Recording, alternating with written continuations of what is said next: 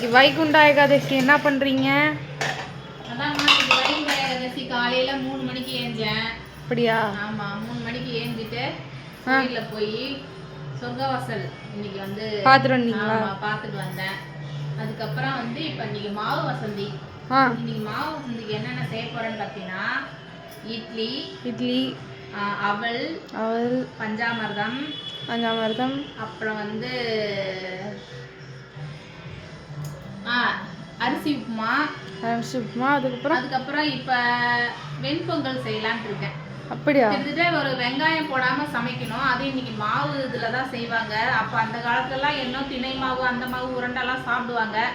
நமக்கு அதெல்லாம் சாப்பிட்டாக்கா சாப்பிட்ட மாதிரி இருக்காது. அதனால நம்ம மாவு ஐட்டத்துல என்னென்ன இருக்குதோ அதெல்லாம் செஞ்சு இன்னைக்கு வந்து வெங்காயமும் பூண்டும் இல்லாம சேர்த்துக்காம செய்வேன். நாளைக்கு விரதத்துக்குமே அதுதான். அப்படியா? ஆமா, நாளைக்கு விரதத்துக்குமே வெங்காயம் போடாததான் நான் செய்வேன். அப்புறமா சாமிக்கு மட்டும் கொஞ்சம் படையலுக்காக வடையை போட்டுட்டு அதுக்கப்புறம் வெங்காயம் போட்டு அப்புறம் வடை சுடுவேன். ஏன்னா வரவங்கெல்லாம் வந்து சாப்பிடணும், நிறைய செய்வோம். வடையில வந்து கொஞ்சம் வெங்காயம் தானே நல்லா இருக்கும். அதனால இப்போ என்ன பண்ணேன்னா, காலையில போய் எல்லாம் காயெல்லாம் வாங்கிட்டு வந்துட்டேன். நீ கண் முழிச்சு சமைக்கிற வேலை தான். நீ நைட் வந்து கண் முழிச்சு சமைக்கணும். அப்புறம் நான் காலையில கோலம்லாம் போட்டேன், அதெல்லாம் போய் காட்டு. ஓகே.